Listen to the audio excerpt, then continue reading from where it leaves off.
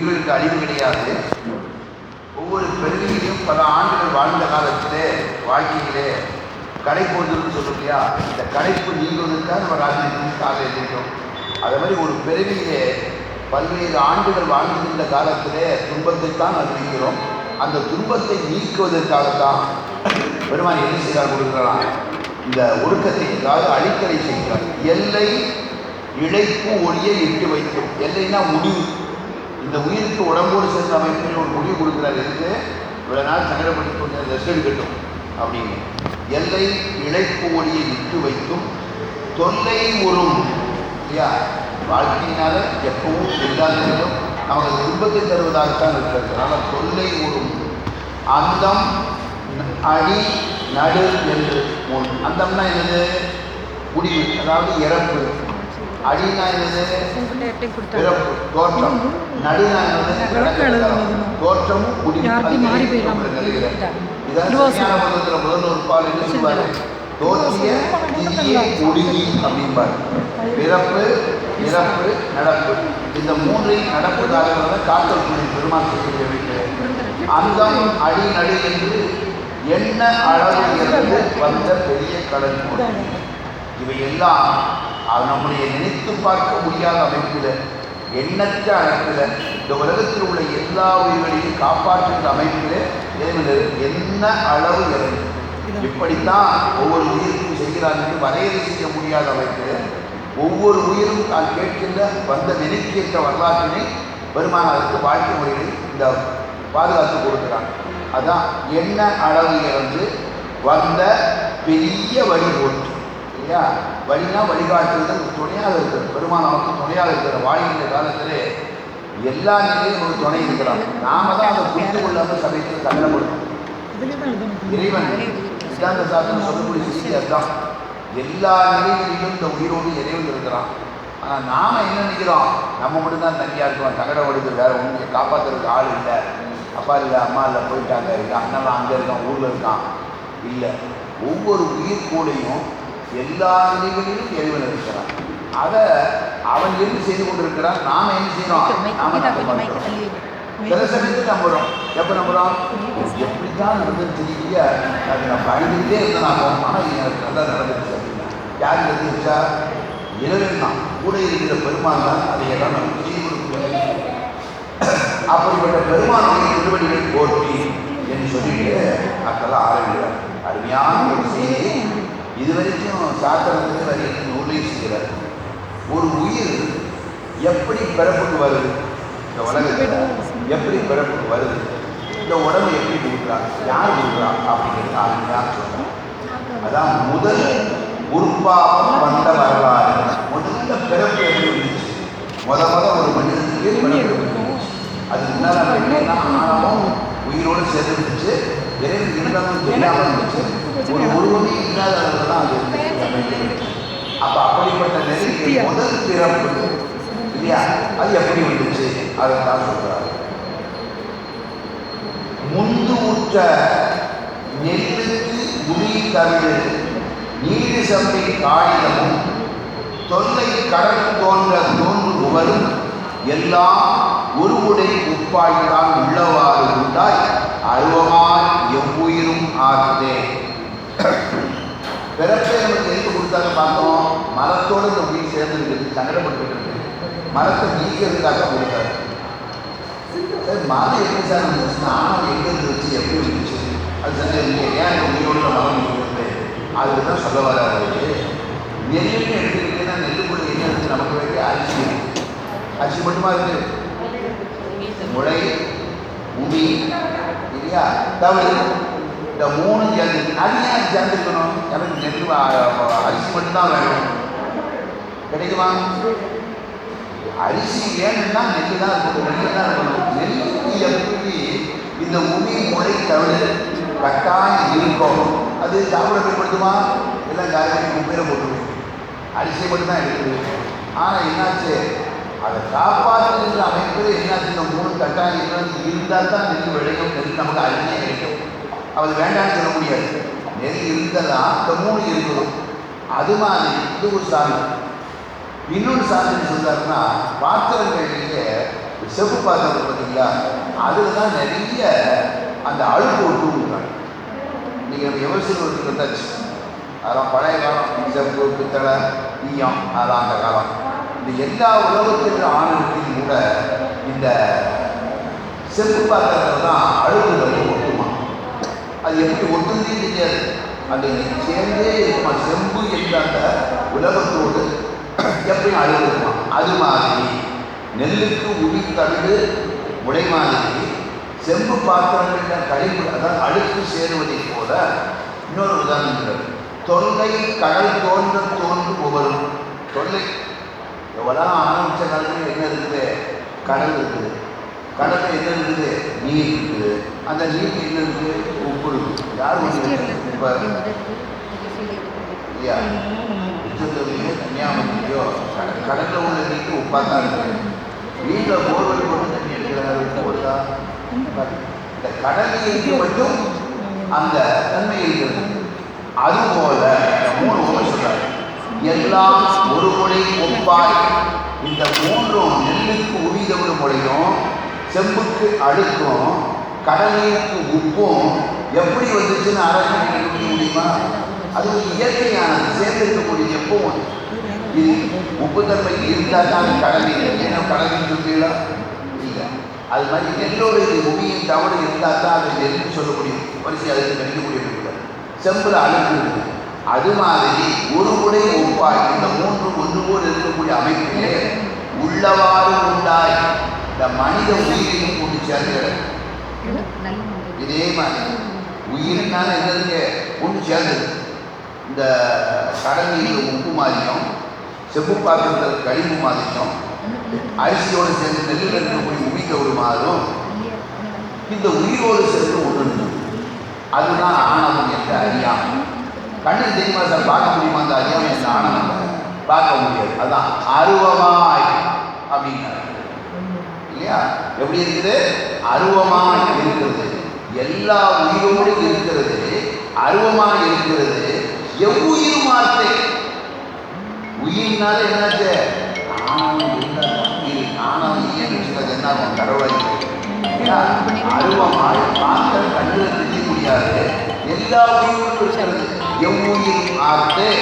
அது என்ன செய்யுது, எப்படி வேலை பார்க்குறது? அந்த ஆணவ உயிரோடு இருந்து உருவுடைய மாமணியை உள்ளடக்கும் மாநாகம். பாம்புக்கு சொல்லுவாங்க இல்லையா, நஞ்சு உள்ள இருக்குது, நாகரகமாக உள்ள இருக்கிறாங்க. ஆனால் அது வெளியே தெரியுமா? தெரியாது. நஞ்சுடைய தன்மை என்னங்கிறது தெரியும், கேட்டதுனால தெரியும். ஆனால் அந்த நஞ்சுடைய உருவத்தையும் பார்க்க முடியாது, அதனுடைய ஆற்றலையும் நமக்கு தெரியாது. அதுபோல ஒரு உதாரணம்.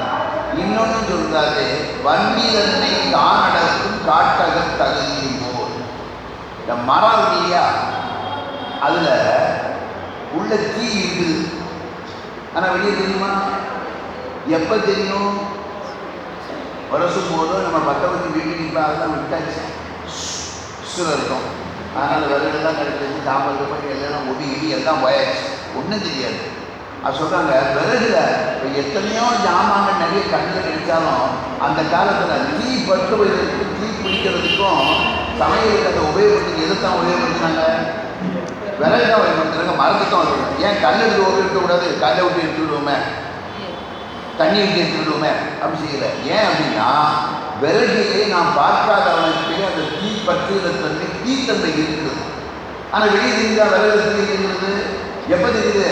தீபத்தி கொடுத்துறாங்க, விறகு வைக்கிறதும் தெரியுது. அதான் வன்னியன்னை தானடக்கும் காட்டக தகுதியும் போல. வன்னின்னா தீ. தீய இந்த மரம் உள்ள வச்சிருக்கிறது வெளியே தெரியுதா? தெரியல. அது மாதிரி ஒவ்வொரு உயிரோடையும் இந்த அறியாமை என்ற ஆணவம் இருக்கிறது. எப்படி சொல்றாரு பாருங்க, அருவமாய். அது உருவம் கிடையாது. எவ்வுயிருமாக்க எல்லாரும் நாங்கள் எனக்கெல்லாம் ஆணவமே கிடையாது, நான் அப்படி மாதிரி தான் பொறாமைலாம் பண்ண மாட்டேன். அது என்னென்ன செயல்பாடுகள் தெரியும், சொல்கிற எல்லாமே இல்லைன்னு சொல்லலாம். ஆனால் ஆணவம் இல்லாத யாரோ ஒருத்தர் இருக்காங்களா? ஆசை இல்லாதவங்க யாரோ ஒருத்தர் இருக்கிறானா? வேணா கூட குறைவனா இருக்கலாம். ஆசை இல்லைன்னு சொல்லலாம், அவங்களுக்கு எனக்கு ஆசை இல்லைன்னு தவிர. ஆனால் ஆசை இல்லைன்னு சொல்ல முடியுமா? எனக்கு முடியாது. எல்லாரும் உயிர் என்றாலே ஆசை. அது ஆணவத்தினுடைய ஒரு அமைப்பு என்றால் ஆசை இல்லையா. மாமணியை உள்ளடக்கும் மானாகம் வன்னிதனை தற்கடக்கும் காட்டகம் தீவிரிக்கும் போல என்ன வேலை செய்யும் ஆணவம்? முக்கியமாக சொல்றார். என்ன செய்யும் மனிதனோடு இருந்து கொண்டு இந்த ஆணவம் என்ன செய்யுதுன்னா, ஞானத்தின் கண்ணை மறைத்த கடியதொழில் ஆணவத்தால் என்ன செய்யலாம்? அந்த ஆணவம் ஒவ்வொரு மனிதனுக்கும் அவன்கிட்ட அறிவு இருக்கு இல்லையா, அந்த அறிவு செயல்படுவதை தடுக்கும். ஞானத்தின் கண்ணை மறைத்த கடியதொழில் ஆணவத்தால் இல்லையா, எண்ணும் செயல்மான எவ்வுயிர், எல்லா உயிர்க்கும் இந்த ஆணவம் கூடுது. இந்த ஆணவம் இருக்கிறதுனால அறிவு செயல்படும். அறிவு கொஞ்சம் உண்டு, படிச்சோம்லையா, உயிருக்கு அறிவும் ஆற்றலும் கொஞ்சம் கொஞ்சம் உண்டு. அதையும் செயல்படுத்த முடியாமல் என்ன உட்காந்துருக்கு இந்த சொல்ல முடியா. இந்த அறியாமை என்ற ஆணவம் ஒவ்வொரு உயிரோடு இருக்கு. எண்ணும் செயல்பாண்ட எவ்வுயிருக்கும், அறிவும் ஆற்றலுள்ள இந்த உயிர் ஆணவம் என்ற அறியாமை சேர்ந்திருப்பதின் காரணமாக என்ன செய்த இந்த உயிரை செயல்படுத்தவும் முடியல, நினைக்கவும் முடியல, ஒன்றும் செய்ய முடியாத அமைப்பிலே இருக்கிறது இந்த உயிர். அப்பதான் பெருமாள் இறைவனை பார்க்கிறார். அறிவுள்ள உயிர், ஆற்றலுள்ள உயிர், இந்த ஆணவத்தோடு சேர்ந்து இப்படி சிக்கலை மாற்றிட்டு ஒன்றும் செய்யவிட மங்கினி மாதிரி கிடைக்கல. அப்ப என்ன செய்யணும்? இந்த உயிரை தன்னை உணர வைக்க வேண்டும், ஆணவத்தை உணர வைக்க வேண்டும், ஆணவத்தை உயிர் நீக்க வேண்டும் என்பதற்காக முதல் முறையாக அது என்ன செய்கிறாரு? ஒரு உடம்பு கொடுக்கிறார். என்ன உடம்பு கொடுக்கிறாரு? சூக்கும உடல். அவர் கேட்டு பதில் பார்க்க பார்த்தோம் இல்லையா, அந்த உடம்பு கொடுக்கிறார். என்ன உடம்பு அது? சுவை, ஒளி, ஊறு, ஓசை, நாட்டம் என்ற 5 உணர்வுகள் கொண்டதை கொடுக்கிறார். அது மட்டும் இருந்தால் செயல்பட முடியுமா? முடியாது. இந்த ஆணவத்தை நீக்கிறதுக்கு செயல்படணும், ஒன்று தெரிந்து கொள்ளணும், புரிந்து கொள்ளணும், அனுபவிக்கணும். அப்போ அதுக்கு என்ன வேணும்? அந்த உயிரை செயல்படுத்தணும்னா அந்த கரணம் 4 பட்சம் 3 கொடுக்குறாரு. என்னது? மனம், புத்தி, ஆன்மார், இந்த 3. அப்போ 5 3 8. அதான் ஒருவனே இல்லாத உயிருக்கு, செயல்படாமல் இருந்த உயிருக்கு, ஆணவத்தோடு இருந்த உயிருக்கு முதல் முறையாக ஆணவத்திற்கு நீக்க வேண்டும் என்பதற்காக பெருமான் என்ன செய்கிறாரு? இந்த 5 3 8 கொடுக்குறாரு. இதுதான் சூக்கும உடல். அப்போ உயிர் இருக்கிறது, ஆணவம் இருக்கிறது, அதோடு சேர்ந்த அந்த 5 ஆசை செயல்படு. சுவை உணர்வு 5 கொடுத்தார், சுவை ஒளி கொடுத்தார். செயல்படுகிற பயிர்ல மனம், புத்தி, ஆங்காரம் கொடுத்தார். இப்ப இது செயல்பட முடியுமா? ஏமாங்க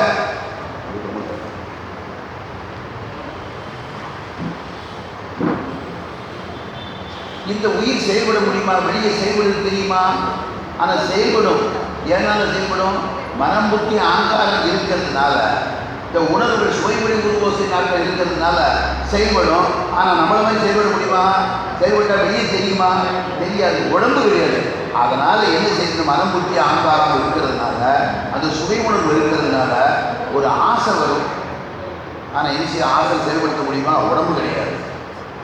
ஒன்று மேலே ஒரு விருப்பு வரும், ஒன்று மேலே ஒரு வெறுப்பு வரும். ஆனால் எதுவுமே வெளியே தெரியாத அமைப்பில் அந்த என்ன உணர்வுகள் மூலமாக தான் அந்த வெளியே இருக்கக்கூடிய அமைப்பில் இருக்கும். இப்போ கிடைச்ச இந்த 8 சேர்ந்ததுக்கு தான் புரியட்ட காயம்னு காலையிலே சொன்ன இல்லையா, விநாயகர்கள் அம்மா சொல்கிறாங்க. நமக்கு வந்து முதல் சூக்கும உடல் கிடைச்சது இது 8 நாள். இதில் இருந்து வரக்கூடிய விருப்பு வெறுப்பின் காரணமாகத்தான் அடுத்த அவர் பெருமாள் என்ன செய்தார்? நமக்கு இந்த உடம்பை கொடுத்தார். ஒரு அடிப்படை வேணும்ல, இறைவன் நம்ம எல்லாருக்கும் நடுநிலையோடு இருக்கணும். ஆனால் இங்கே நம்ம பார்க்கும்போது ஆள் எப்படி இருக்கோம்? கருப்பாக இருக்கோம், சிவப்பாக இருக்கோம், ஒட்டியாக இருக்கோம், கட்டையாக இருக்கோம், முட்டையாக இருக்கோம், நெட்டையாக இருக்கோம், அறிவோடு இருக்கணும், அறிவு குறைஞ்சி இருக்குதோம், செயல்பாடு நிறைய இருக்குது, செயல்பாடு இல்லாமல் இருக்குது இல்லையா? இதை கூட அவனுக்கு தெரிஞ்சுக்கலையா அம்மா? அவனுக்குள்ள அறிவு அவ்வளோதான், அவனுடைய ஆற்றல் அவ்வளோதான், வெறியின் அடிப்படையில். அதனால் என்ன செய்கிறார் பெருமான்? ஒவ்வொரு உயிருக்கும் இந்த பிறப்புக்கு இந்த உடம்பை கொடுக்குற சமயத்தில் ஏதேனும் ஒரு அடிப்படை ஒன்றை வச்சு தான் கொடுக்குறார். ஏன்னா எல்லாத்தையும் ஒன்று போல கொடுக்க முடியாது. அப்போ அவர் நீதி பரிவாரம் சரியாக ஆகி போயிருக்கு. எல்லாம் ஒன்று போல கொடுத்தான், செய்தவர்களுக்கு ஏற்ற மாதிரி தான் கொடுக்கணும். அப்போ தான் என்ன செய்கிறாரு? சூக்கும உடலின் மூலம் பெற்ற அந்த வெறுப்பு ஆசை இருக்கு இல்லையா, இந்த தன்மையில தான் நமக்கு முத இந்த உடம்பை கொடுக்குறாருன்றார். பாட்டை பாருங்க. கண்ணை மறைத்த கடியதொழில் ஆணவத்தால் எண்ணும் செயல்மாண்ட எவ்வுயிர்க்கும், அறியாமை சேர்ந்திருப்பதனால ஒன்றும் செயல்பட முடியாமல் கிடைக்கும். அப்படி செயல்பட முடியாமல் கிடந்த அந்த உயிருக்கு என்ன செய்கிறாரு?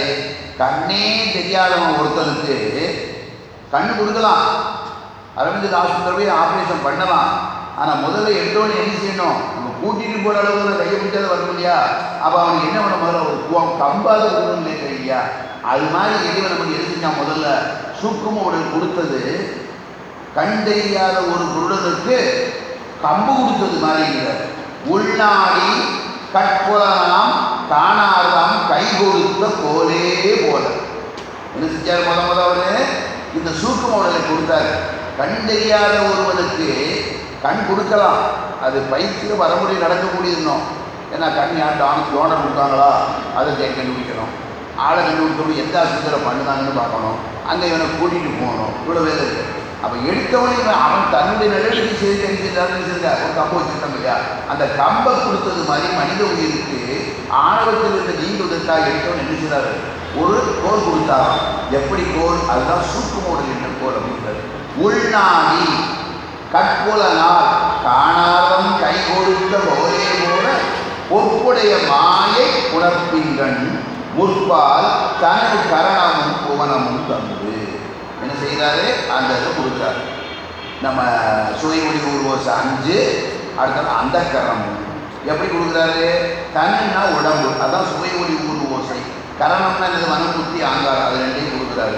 அடுத்தால இந்த உயிர் எங்கே வாழணும், எந்த உலகத்தில் வாழணும் இல்லையா? அந்த புவனமும் தான் தனு கரணம் புவனமும் தந்து. இதை கொடுத்த உடனே என்ன செய்யுது? அந்த உயிர் அவத்தால் மனம் முதலால் வந்த விகாரத்தால், மனம் புத்தி சித்தம் ஆங்காரம் வந்துச்சு இல்லையா?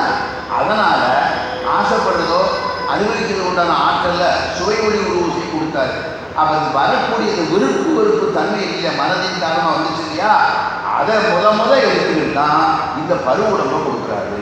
தனிகரணமும் புவனமும் தந்து சூக்கும உடல். அவற்றால் அந்த சூக்கும உடலை வைத்துக் கொண்டு மனம் முதலால் மனம் புத்தி ஆங்காரத்தின் மூலமாக வந்த விகாரத்தால் என்ன வந்துச்சு? விருப்பு ஒரு ஆசை, அதை சாப்பிடணும், இதை சாப்பிடணும், அங்கே போகணும், இங்கே இது அனுப்பின ஒரு ஆசாபாசம் தான் வந்து செயல்படுத்த முடியல. என் உடம்பு இல்லாது அதை வச்சுக்கிட்டே அந்த ஆசாபாசம் ஆசையை வச்சுக்கிட்டே வந்த விகாரத்தால் விருப்பு வெறுப்பினால் வினை இரண்டும் அந்த வந்த ரெண்டு நிலையத்தில் நன்னிலையின் காரணமாக காட்டி அதனால் பிறப்பு ஆக்கி முத இந்த உடம்பை கொடுத்ததுக்கு என்ன காரணம்? சூக்கும உடலில் பெற்ற ஆசை விருப்பு வெறுப்பின் காரணமாகத்தான் இந்த இதை கொடுத்தார் அப்படிங்கிற வினை இரண்டும் காட்டி அதனால் பிறப்பு ஆக்கி கை கொண்டும் மீட்டு அறிவு காட்டும் வினை ஓட்டி. அப்படி ஒரு பிறப்புக்கு இந்த உயிர் பருவலை பெறுவதற்குண்டான அமைப்பிலே இறைவன் தான் அதை செய்கிறார்.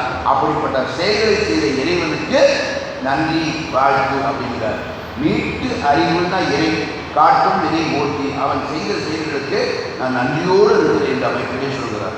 அப்ப எல்லா உயிர்களும் மனித உயிரினும் இல்லை, அது மணிவாசகர் சொல்வார். பின்னர் பாட்டு ஒன்று, யானை முதல் எறும்பீராய அகம்பார். எதுக்கு யானை எறும்பினாரு? உயிர் பெற்ற உடம்பு உள்ளதில்லை, பெருசு யானை, சிறுசு எறும்பு. அப்போ அத்தனை உயிர்களுக்கும் மனிதன் மட்டுமல்ல எல்லா உயிர்களுக்கும் இது உண்டு. ஈ எறும்பு கூட அதுதான், பெரிய பெருமாள் சிறிய ஞானிக்கு கூட அதுதான். இந்த அமைப்புக்கு தான் முதல் சூக்கும உடலை கொடுத்து அதனால் பெற்ற விருப்பு என்ற காரண அடிப்படையில் தான் அவங்களுக்கு அந்த உடம்பை கொடுத்துருக்கிறார்கள் இல்லையா? என் அமைப்பில் இதை செய்யக்கூடிய பெருமானுக்கு என்னுடைய நன்றியை தெரிவித்துக் கொள்கிறேன், வாழ்த்துக்களை தெரிவித்துக் கொள்கிறேன் என்று முடிச்சுட்டு அடுத்தாப்புல முத ஒரு உயிர் இந்த உடம்பு எப்படி இருந்துச்சுன்னு சொல்றாங்க. முதல்ல என்ன சொன்னாலே சூக்கும உடல் எப்படி வந்துச்சு, சூக்குமடையை பெற்ற விருப்பு வெறுப்பின் காரணமாக இந்த பருவுடல் கொடுத்தான்னு சொன்னாரு. பருவுடல் ஒரு உயிருக்கு முத எப்படி கொடுத்தாங்க, யார் கொடுத்தாங்க சொல்றாங்க. எங்கேயாவது இருக்கா? இன்றைக்கு கூட 21ஆவது நூற்றாண்டில் அறிவியலில் கூட நம்ம கண்டுபிடிக்கிறது. ஆனால் நம்முடைய சித்தாந்த சாஸ்திரத்திலையும் நம்ம திருமுறைகளையும் இந்த உடம்பு நமக்கு எப்படி வந்துச்சு அப்படிங்கிறது மிக தெளிவாக சொல்றோம். அடுத்த பகுதி எல்லாம் தாயின் கற்பத்தில் உயிரை காக்கும் முறை. அம்மா வயிற்றுல இந்த பிள்ளை கருவாக வருகின்ற அந்த நிலையில இருந்தே கூட பெருமாள் என்ன செய்யறாரு? இந்த உயிரோடு சேர்ந்து இருக்கிறார் அப்படின்னு சொல்றார். பாட்ட பாருங்க. நாட்டுகின்ற எப்பிறப்பும் மூச்சை இருவினையால் நிச்சயித்து, இல்லையா? நாட்டுகின்ற இந்த உயிர்கள் பெற்ற விதிக்கேற்றமாக எல்லா பிறப்பும் நம்ம மனுஷனை மட்டும்தான் நாம நினைச்சிருக்கோம் பிறப்புன்னா கிடையாது. அத்துணை உயிரினங்களும், விலங்கினங்கள், நீர்வாழ் உயிரினங்கள், பறவையினங்கள் எல்லாத்துக்கும் இந்த அமைப்பு தாங்கிறார். நாட்டிலிருந்து எப்பிறப்பும் எல்லா உயிருக்கும் முற்றை இருவினையார். அந்தந்த உயிர் இதற்கு முன்பு செய்த என்ன வினை இல்லையா, இருவினை என்பது நல்வினை தீவினை, அந்த 2 வினையின் காரணமாக நிச்சயித்து ஒரு பிறப்பை கொடுக்கிறார். இந்த இப்ப இங்கே நமக்கு சொல்ல போகிறது மனித பிறப்பை பற்றி சொல்லப்படுறார். நாட்டில் இருந்த எப்பிறப்பும் முற்றை இருவினையால் நிச்சயித்து பொற்புடைய தந்தையாய் போகத்துள் கற்பமாய். மனிதன் எப்படி பிறக்கிறான்னா ஒரு நல்ல தாய் இருந்ததுடைய இன்பம் அனுபவிக்கின்ற அந்த நிகழ்ச்சியிலே அந்த போகத்தில் கற்பமாகி வருகிறான் அப்படிங்கிற மனிதனை சொல்லிட்டு வர்றார் இல்லையா. எப்படி பொற்புடைய தந்தைதான். இந்த காலத்தில் எல்லாரும் தாய் தந்தை எப்படி இருப்பாங்க, எப்படி கும்பிட்டாங்க அந்த காலத்தில் தாய் தந்தையை தெய்வம் மாதிரி வச்சு கும்பிட்டாங்க. காரணம் இருக்கு, பெற்ற பிள்ளையும் தான் காக்க வேண்டிய கடமை அவங்களுக்கு உண்டு. அதுக்கு முன்னுதாரணிகள் சிறப்பாக இருப்பார். இன்னைக்கு எல்லாம் அப்படி தாய் தந்தை இருக்காங்களா? இல்லை. அதான் அடைமொழி என்ன கொடுத்தாரு உமாவிஷ்ணு, அந்த பழைய கூட தாய் தந்தை இருக்கு. பொறுப்புடைய மிகச்சிறந்த தங்களுக்கு உள்ள கடமைகளை நன்றாக செய்தது. வள்ளுவர் சொன்னார் இல்லையா, ஒரு தந்தையினுடைய கடமை என்ன, தாயுடைய கடமை என்ன, மகன் தந்தை காற்றும் இவற்றை இன்னொருத்தான் கொள்கைன்னு சொல்லு. பையன் அப்பாவுக்கு செய்ய வேண்டியது, தந்தை மகன் காற்றும் செய்வது இருந்தது அவையற்கு முந்தி இருப்ப செயல். விட்டு சேகரிக்கிறது கூட சொல்லல. அவரு நல்ல கல்வி அறிவு பிள்ளையை கூட்டா போகணும். தந்தை மகன் காற்றுவதே அவையற்கு முந்தினது. நான் அது சபர் இல்லைன்னு வச்சுக்க, அந்த பையன் யார் இல்லைன்னா ஏன் என் பையன் நிறைய பேர் பிள்ளைங்க சொல்ல முடியுதா, யாரு தெரியலையே அப்படின்னு சொல்லிடுவோம். அந்த மாதிரி பிள்ளைகள் ஏன் படிக்க வைக்காங்க. அப்போ முக்கியமாக செய்வது தந்தையோட வெற்றி பிள்ளைக்கு கல்வியை கொடுப்பதான்னு வள்ளுவர் சொல்றாரு. அது எல்லாமே முன்னால் இருக்கணும். அப்போ பொறுப்புடைய தந்தையாய் போகத்துள் அனுபவத்துள் இன்பக் கல்வியிலே கற்பமாய் இல்லையா, கற்பம் தரித்து இந்த புள்ளை வருகிறது. இது நிப்பாட்டிக்கு போகிறீங்களா தெரிஞ்சுக்கிறதுதான் சொல்லலாமா, சகனமாக இருக்க மனசுக்கு அப்படின்னு வெக்கமாக இருக்க அப்படின்னு இல்லை. முழுக்க முழுக்க சொல்றார் எப்படி இந்த குழந்தை வந்துச்சு. அப்போ அத்துணை நிலைகளிலும் பெருமான் கொள்கை இருக்கிறார்கள். எப்படி இந்த புள்ள வந்துச்சா, புல்லின் பனி போல் புகும் திவலைக்கு உட்படுந்தார். பிறக்கின்ற பிள்ளையினுடைய கரு விருந்து ஆண் எப்படி இருந்துச்சுன்னா பார்த்தபடி நல்லா தெரிஞ்சிருக்கும். மார்கழி மாத காலையில் லேசாக வெயில் நேரத்தில் பார்த்தீங்கன்னா வயக்காட்டில் போனீங்கன்னா புல்லு நீக்கிட்டே நிற்கும். அந்த புல்லுக்கு மேலே ஒரு துளி கண்ணாடி மாதிரி நிற்கும், ஒரே ஒரு துளி. அதுதான் தந்தையுடைய விருப்பம். அந்த மாதிரி இருக்கும். புல்லின் பனி போல் புகும் திவலைக்கு திரும்ப ஒரு சொத்தான் இல்லையா உட்படுந்தா இல்லையா. அது எங்க போது தாயுடைய கற்பத்துக்குள்ள அங்கே எப்படி இருக்கு, எல்லை வடா உதருக்கு ஈண்டிய தீ போல். அம்மா வயிறு எப்படி இருக்கு, கருவறை சரியான அந்த தட்பவெப்பம் இருந்தால்தான்.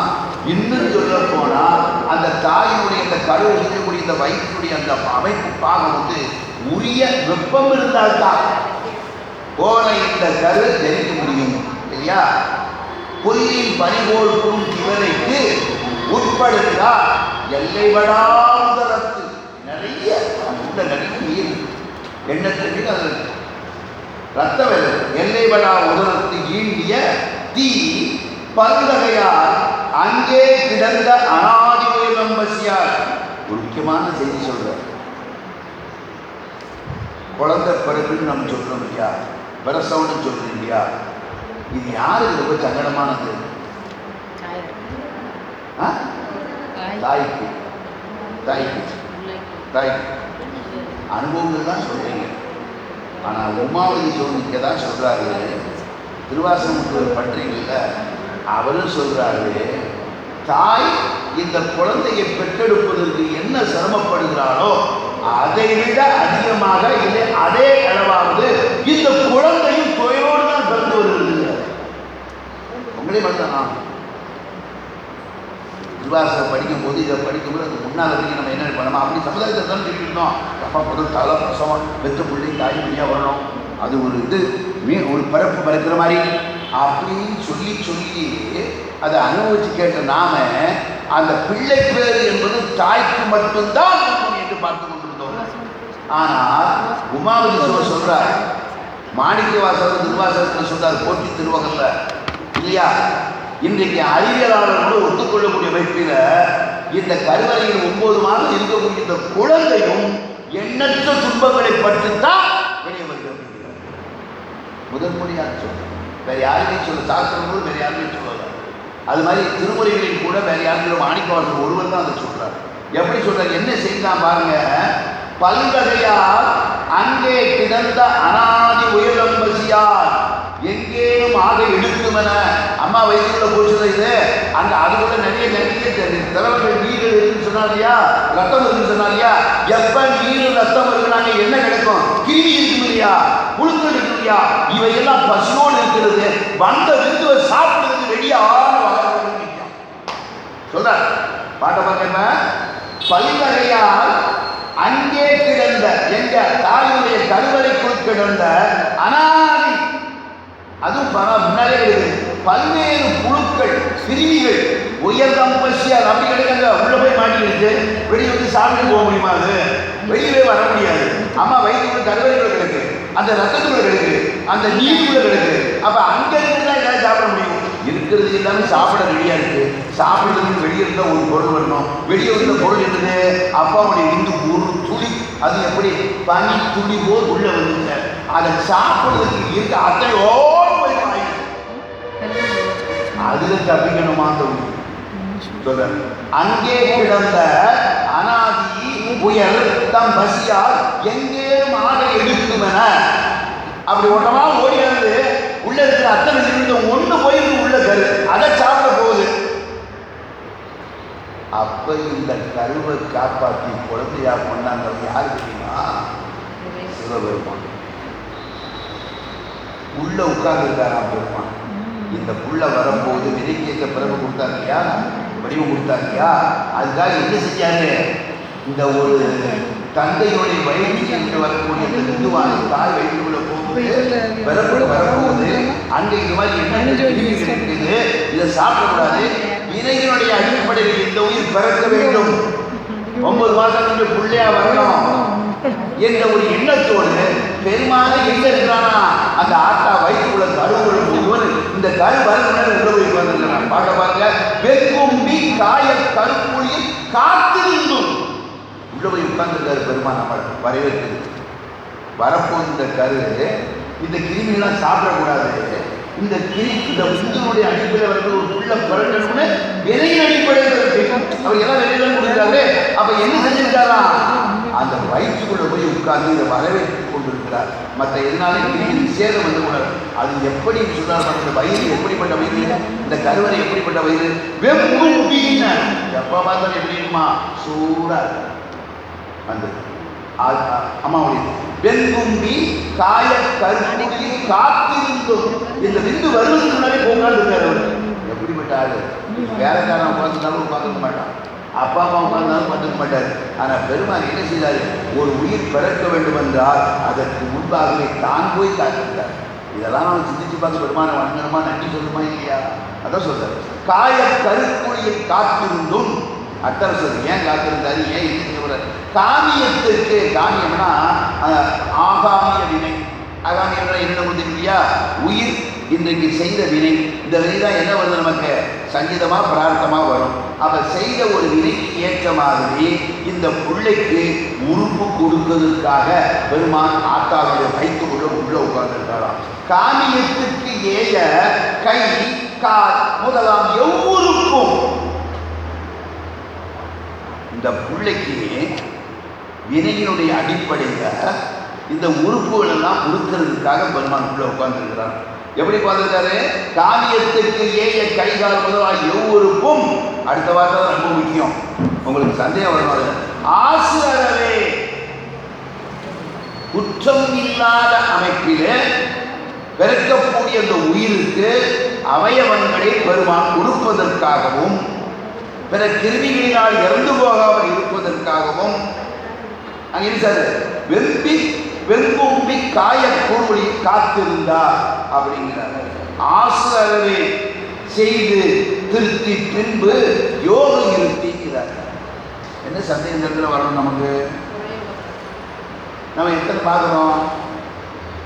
குறையுடைய உயிர்கள் பிறகுதானே பார்க்குறோம். ஆனால் ஆசு அறவே அப்படிங்கிறார்னா இந்த ஆசு அறவை குற்றம் இல்லாத என்பதுதான் வினைக்கு ஏற்ற அமைப்பில் காது கேட்காம தான் பிறக்கணுமா அப்படிதான் பிறக்கணும். அது பிறக்க வைப்பாரு. கால் நடக்க முடியாமல் இருக்கா செய்த வினைகளுக்கு ஏற்ற மாதிரி செய்து கொடுப்பார். அதுக்காக ஆசு அறவைன்னு சொன்னார் சார். உள்ள பிறக்கும் போது எல்லாம் வர்ற மாதிரி இப்போ எல்லாத்தையும் நல்லா அறிவிக்கப்படுத்திக்கலாம்ல. என்ன செய்வா? நம்ம தான் சித்தாந்தத்தில் படித்தோம். ஒவ்வொரு உயிரிலும் பிறப்புக்கு காரணமாக இருப்பது அதனுடைய நல்வினை தீவினை பயன்தான். ஆகவே ஆசு அறவே செய்து திருத்தி வினைக்கு ஏற்ற மாதிரி இந்த குழந்தைக்கு என்ன அறிவோ என்ன ஆற்றலோ என்ன அவயவங்களோ இருக்க செய்கிறார். அது மட்டும் செய்யல, யோக இருத்தி அப்பவே இந்த பிள்ளைக்கு ஆன்மீக உணர்வையும் கொடுக்கிறார் பெருமாள். அப்பவே அம்மா வயிற்றுக்குள்ள இருக்கக்கூடிய அந்த நேரத்திலேயே இந்த பிள்ளைக்கு என்ன உணர்வு கொடுக்கிறாரு? ஆன்மீக உணர்வையும் பெருமான் செய்த வினைகளுக்கு ஏற்றமாக கொடுக்கிறார். ஒத்துக்கிறீங்களா? ஒத்துக்கலையா? அம்மா வயிற்றுக்குள்ள இருக்கும் போதே இந்த பிள்ளைக்கு நல்ல குணங்களை ஆன்மீக குணங்களை பெருமான் கொடுக்கிறார். ஒத்துக்கிறீங்களா இல்லையா? ஒத்துக்கிறீங்க? எப்படி ஒத்துக்கிறீங்க? நமக்கு 2 உதாரணம் மிக சிறந்த உதாரணம். பிரகலாதன் அம்மாவுடைய வயிற்றுக்குள்ள கருவிலை இருக்கும்போது நாரதர் திருமானுடைய பெருமைகளை சொன்னதின் காரணமாகத்தான் அவன் நமோ நாராயணன் வாழ்ந்து கொண்டிருக்கிறான். அதான் பின்னால் அவனை. அதே மாதிரி மகாபாரதம் காட்சி வீர அவர்களுடைய இந்த சண்டை காட்சி உங்களுக்கு தெரியும். அம்மா வயிற்றுக்குள்ள இருக்கும்போது அந்த வீகத்தை உள்ள போடுறதுக்கு மட்டும்தான் சொல்லி கொடுத்துருக்கிறான். வெளியே வர்றது அதுக்கு தெரியல இல்லையா? மகாபாரதம் புறப்படும்போது வீகத்தை உடைச்சு உள்ள போயிட்டா வெளியே வர முடியாது, செத்து போயிட்டான். அப்ப கருவறையில் இருக்கின்ற பொழுது நல்ல சிந்தனைகளை எரிவாக வினைக்கேற்றவாறு கொடுக்கக்கூடிய அமைப்பில் இருந்தாங்கன்னா செய்து திருத்தி பின்பு யோக இருத்தி இல்லையா அதை பெருமாள் செய்து கொண்டிருக்கிறாங்க. அதை விட முக்கியமான செய்தி இல்லையா? ரொம்ப முக்கியமான செய்தி. இதெல்லாம் சொல்லணுமா? சொன்னதுக்கு நானும் ஆரம்ப காலத்தில் பாடத்துக்கு சங்கடப்பட்டேன். என்ன செய்கிறாரா? கரு பிறக்க வேண்டும் என்பதற்காக கரு வருவதற்கு முன்பாகவே அந்த கருக்குள்ள போய் விம்பும்பி தாயத்துக்கு காத்து இருந்தார் இல்லையா? அந்த மாதிரி இப்போ என்னாச்சு? எல்லாம் உடம்பெல்லாம் கொடுத்தாச்சு, அதை சேர்த்து வெளியில வந்தாச்சு. இப்போ என்ன செய்யணும்? இந்த குழந்தை வெளியே வரணும். போகும்போது எப்படி போச்சு? சும்மா சொல்லுங்க. ஒரு துளி பனி துளி போல் போச்சு. இப்போ குழந்தை வெளியே வருது. உரிய அமைப்பில் 9 மாதம் கழிச்சு வருது. எப்படி வரும்? என்ன அளவில் வரும்? என்ன சைஸில் வரும்? குறைஞ்சபட்சம் இன்னைக்கு நீங்க சொல்லக்கூடிய அளவில் வச்சுக்கிட்டால் கூட 1.25-2 கிலோல வரணும் குழந்தை. குறைஞ்சதுமா அது 3 போகுது. அங்க போல நான் குறைஞ்சது சொன்னேன் இல்லையா? சில வந்து பத்தி சொல்லியிருக்காங்க. அதுல சொன்னேன் ஆஸ்பத்திரியில போய் பார்ப்போம்யா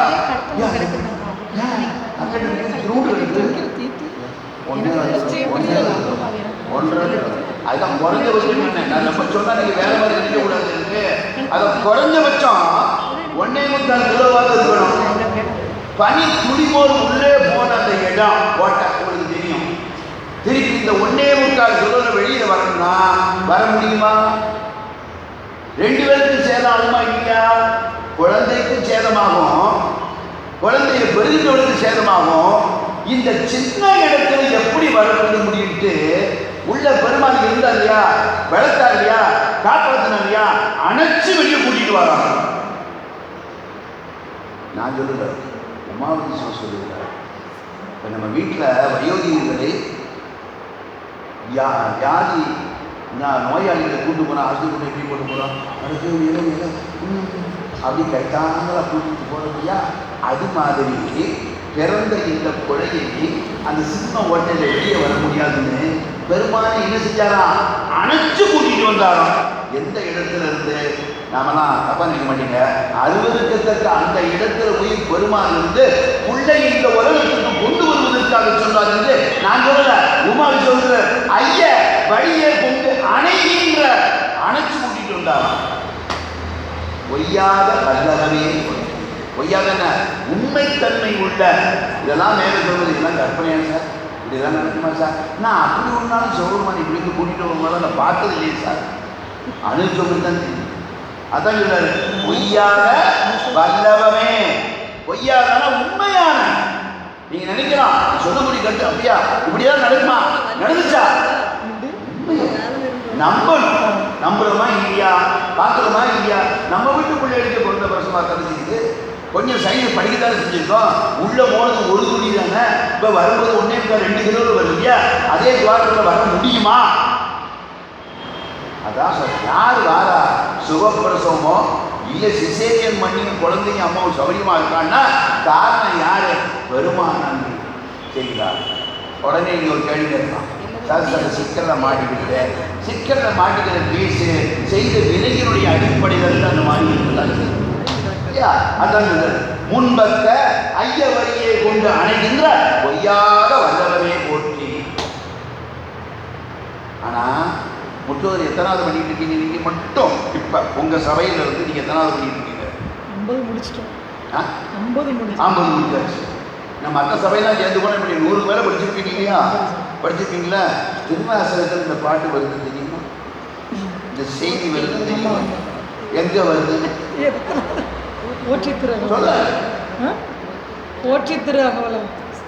அது நான் அடுத்த உள்ளதான் செய்தி நீவா சொல்றாரு. ஒவ்வொரு மாசத்துக்கும் இந்த இங்க சொன்னார் இல்லையா? உள்ள காத்துக்கிட்டு கருவில செத்து போகாம அது கை காலெல்லாம் கொடுத்து ஞானத்தை கொடுத்து ஒரு நல்ல பிறப்புக்கு வெளியே கொண்டு வராது உள்ள பாட்டு. அது என்ன பாட்டு? உருத்தெரியா காலத்தே உள்புகுந்து என் உடம்பண்ணி சொல்றாரா? உண்மையே ஆகிற அந்த பிள்ளை எப்படி இருக்கு? ஒரு சொத்துக்கு விந்து வந்தா உள்ள போயிருக்கு.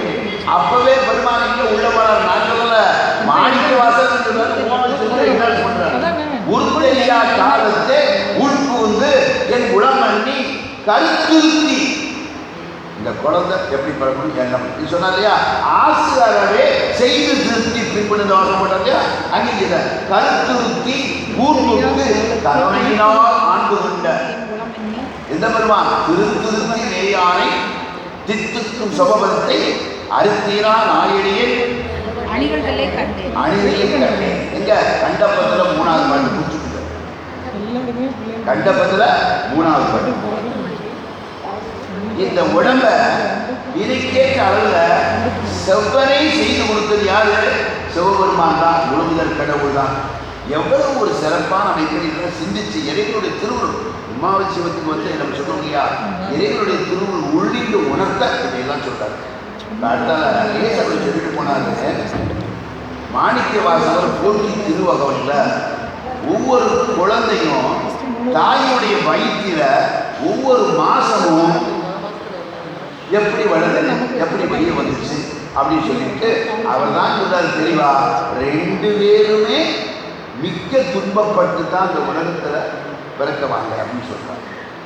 சரி, பொதுவாக நான் தான் நினைச்சிருக்கேன், நீங்களும் நினைச்சிருப்பீங்க. குழந்தை பிறக்கிறதுக்கு எத்தனை மாசம் ஆகணும்? 10 மாசம். 9 மாசம் முடிஞ்சிடும். 9 மாசம் 7 நாள் தான். உங்களுக்கே குழப்பமா இருக்கு. நான்லாம் இப்போ மாறிக்கிட்டேன். இப்போ நீங்களே எப்படி சொல்லுங்க? வேற ஒன்று 10 மாசம் 10 மாதம் உள்ள தாண்டே வரணும். உள்ள தாயினே வரணும். 10 மாதம் நம்ம சொன்னாங்க. அப்போ நம்ம என்ன நினச்சோம்? 10 மாதம் கழிச்சு தான் வரணும் அப்படின்னு நினச்சோம். ஆனால் இப்போ தான் கொஞ்சம் விவரம் தெரிஞ்ச நாள் இருந்து 9 மாதம் கழிஞ்சு 9 மாதம் இல்லை 9 மாதம் கணக்கு வச்சாரு. 9 முறை 270 நாட்கள் முடியணும். அது கூட இல்லை. மாணிக்கவாசகர் ரொம்ப தெளிவாக சொல்கிறாரு. அதுக்கு முன்னாலே குழந்தை பிறந்துடும், ரெடி ஆகிடும். அதை வச்சு எப்படி சொல்கிறாரு? அவர் மாத கணக்கே சொல்லலை. என்ன மாதம் சொல்கிறார் அவர் பாடலில்? மதி மதிப்பர். 1 மதி 2 மதி 3 மதி 4 மதி 5 மதி பர். ஒரு மதி தோன்றி இன்னொரு மதி தோன்றுவதற்குள்ள இடைப்பட்ட காலம் எத்தனை? 27 நாள். 30 நாள் நட்சத்திர கணக்கு. நட்சத்திரத்தில் 27 நாள் முழு நிலவு தோன்றுவது போல எப்படி? அதான் சொல்றாரு. அதை வச்சு சொல்றாரு. அப்படிதான் சொல்றாரு. திருவாசகம் இருந்தால் எழுதுங்க. உங்களுக்கு நல்லா தெரியும். போற்றி திருவகவல்ல 11வது வரியில் இருந்து சொல்றாரு. எப்படி சொல்றாரு? யானை முதலாய் எறும்பு ஈராய் ஊனமில் யோரியின் உள்விளை பிழைத்தும் மானுட பிறப்பில் மாறா உதரத்தில் அம்மா வைத்துள்ளார் இல்லையா? ஈனமின் கிருவி செருவியில் பிழைத்தும் விந்து உள்ள போச்சு. ஆனா அதுக்கு முன்னாலே அட்வான்ஸ் அம்மா வயிற்றுக்குள்ள நிறைய கிருவியெல்லாம் இருக்குது. இந்த கிருவிகளுக்கு முதல்ல தமிழ் படிக்கணும். இந்த உயிர் இல்லையா? மானுட பிறப்பினில் மாதா உதரத்து ஈனமின் கிருவி செருவினில் பிழைத்தும் ஒருமதி தாந்தையின் இருமையில் பிழைத்தும். இந்த ஒரு மாசம் அம்மா வயிற்றுக்குள்ள இருக்கிற அந்த கறி எப்படி இருக்குமா? கருவமெல்லாம் ஒன்றுமே இருக்காது. எத்தனாவது லைன் சார்? 11வது 25 வரைக்கும். 11 25 வரைக்கும். இப்போ அந்த காய்கறி நமக்கு நிறைய மூலிகைலாம் மருந்து ஊற்றுற மாதிரி தாண்டிக்காய்னு ஒரு காய் இருந்தான். தெரியுமா உங்களுக்கு? பார்த்துக்கிட்டீங்களா? அந்த தாண்டிக்காய் வடிவத்தில் தான் ஒரு மாதம் ஆன கரு அம்மா வைத்து கொடுக்குமா. வேற எந்த வடிவமோ தோற்றமோ அதுக்கு எதுவுமே செய்யாது. ஒருமதி சொல்றாரு, ஒருமதி தாண்டியின் இருமையில் பிழைத்தும் இல்லையா? இருமதி விளைவில் ஒருமையில் பிழைத்தும் மும்மதி தன்னுள் 3வது மாதம் 3-27 நாள் கழிச்சு என்னதான் அம்மதம் பிழைத்தும் மசக்க. இந்த 3ஆம் மாதம் தான் மசக்க நிறைய சொல்றீங்க. அம்மாவோட கூட்டிகிட்டு போயிடுவோம், சாப்பாடு மண்ணுக்கெல்லாம் கொடுத்துருவோம் இல்லையா? எல்லாம் விரிவாக சொல்ல. நான் சொல்லல, மாணிக்கவாசகர் சொல்றாரு, அவளுக்கு தெளிவாக சொல்றாரு. மும்மதி தன்னுள் அம்மதம் பிழைத்தும் ஈரிரு திங்களில் பேரூர் பிழைத்தும். இந்த 4வது மாதத்துல அம்மா வயிற்றுக்குள்ள இந்த 3ஆம் மாதம் அம்மா விட்டு கூட்டிகிட்டு போன வசக்கன்னு அம்மா சும்மா இருப்பாளா? என்னென்ன வைக்குது. அப்போ வயிறு ஃபுல்லாக இருக்குமா? அப்போ வயிறு ஃபுல்லாச்சுன்னா ஒரே இருட்டாக இருக்குமா? அதுக்குள்ளே கிடந்து இந்த புள்ள தேவமா. அதான் ஈரிரு திங்களில் பேரூர் பிழைத்தும். பயங்கரமான இல்லையா? 5 திங்களில் முஞ்சுதல் பிடிக்கும். நிறைய பேருக்கு இந்த 5ஆம் மாதத்தில் கொஞ்சம் உண்டாயிரம் கைப்பட்டு அதில் தப்பி வாழ்ந்து நம்ம சிக்கல் இல்லை. அதான் சொல்ற வார்த்தை. அதில் 5 திங்களில் முஞ்சுதல்னா சாதல் இறத்த பிழைத்த அதில் படித்து வார்த்தை 5ஆம் மாதத்தில் 5 திங்களில் முஞ்சுதல் பிழைக்கும் 6 திங்களில் ஊரலர் பிழைக்கும். 6வது மாதத்தில் ஒரு மாதிரி வயிறு நடக்கணும். பார்த்துட்டீங்கன்னா தவறு கிடையாதுங்க. ரொம்ப அழகாகவும் இருக்கும். 6 மாத கற்பிணி பெண்ணை பார்த்தீங்கன்னா உடம்பெல்லாம் பூச்சி கொண்டு போது எல்லாம் அழகாக இருக்கும். இதை பார்த்தா ஊர்வலங்க சும்மா இருக்காங்க.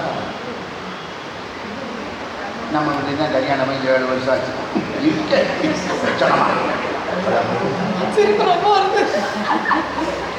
இருக்கா இல்லையா? எந்த விடுபட்டாலும் படலாம், கண்ணீர் விட்டு படலாம். ஊரலர் பிழைக்கும். ஊரு அந்த எந்த வருஷத்துல 6 திங்களில் ஊரலர் பிழைக்கும் 7 ஒரு விரிவாக சொன்ன நிறைய சொல்ல. நான் கொஞ்சம் முக்கியமாக தான் சொல்றேன். ராமநாத பள்ளியும் அருணகிரி முதலியாரவரும் ஒவ்வொன்றுக்கும் விளக்கமாக விரிவாக சொல்றேன். காலங்களுக்கு முக்கியமானது உங்களுக்கு எது தெரியுமோ. என்ன கால் விட விசாரம் பண்ணிங்களா? கேள்விப்பட்டிருக்கேன். அம்மா சொன்னது, அக்கா சொன்னது, தங்கச்சி சொன்னதை பார்த்து இதுக்கு நானே கூட வரணுமா? அவசியமே இல்லை. என் வீட்டம்மா 3 வருடம் விட்டுருக்கா இல்லையா? அம்மா சொல்லுவாங்க, மற்றவங்க கேட்டுக்கணும் இல்லையா? அதை வச்சு தான் சொல்றேன். அவங்க வேற ஒன்று இல்லை. 7 திங்களில் தாழ்வும் பிடித்தும் 8 திங்களில் கட்டமும் பிடித்தும் இல்லையா? 8ஆம் மாதமும் கொஞ்சம் சிக்கல்மாங்க. இப்போ 7 மாதத்துல குழந்தை வந்து வச்சுக்க கொஞ்சம் ஒரு மாதிரி வந்துடும். 8ல் புரிஞ்சுக்கிட்டீங்களா? நான் சொல்ல மாணிக்கவாசகர் சொல்றாரு, 8 திங்களில் கட்டமும் துன்பம் மிகப்பெரிய ஒரு சிக்கல். அந்த நேரத்தில் அதையும் தாண்டி வரும். 9 வருதரு துன்பமும் பிழைக்கும். 9வது மாதம் கடைசி மாதம் ஆடா பட்டிக்கிட்டு உள்ள நல்ல வயிறு வந்துடும். அங்கே போக முடியாது, இங்கே போக முடியாது, ஒன்றும் செய்ய முடியாது. ரொம்ப சிக்கலா இல்லையா? இப்போ 9 வருதரு துன்பமும் பிழைத்தும் தக்க தசமதி. தசம்னா 10 மதி, 270 நாள் இல்லையா? தசமதி வார்த்தையை பண்ணி இவர் தான் போடுற. அவர் பொதுவாக சொன்னாரே தவிர மாணிக்கவாசகர் தான் சொல்றாரு, அம்மா மட்டும் இல்லை பிள்ளையும் சங்கடப்பட்டாங்க. தக்க தசமதி தாயோடு தான்படும் துக்க சாக. அம்மா மட்டும் இல்ல, தானும் இந்த குழந்தையும் சங்கடப்படுத்தான். தக்க தசமதி தாயோடு தான்படும் இந்த உயிரும் குழந்தையும் துக்க சாகரம். சாகரம்னா என்னது? கடல் துக்கம், பெரும் கவலை. வெளியே மிகச்சிறப்பு உயர்வை அழைக்கும் என்ற அமைப்பில் ஒரு குழந்தை பிறந்து வெளியே வாரதுக்கு சங்கடங்கிறது நமக்கு தெரியும். குழந்தைக்கு சங்கடங்கள் இப்போ தெரியும். ஆனால் இந்த 2 நேரத்திலையும் கூட நம்ம அம்மா இருக்காளோ இல்லையோ, ஆஸ்பத்திரி டாக்டர் இருக்காங்களோ இல்லையோ, நர்ஸ் இருக்காங்களோ இல்லையோ, பெருமானும் உதவி. அதான் அதானே திருச்சி யார் இருக்கா? தாயுமான சுவாமி. அந்த வரலாறு இல்லையா சொல்லிட்டு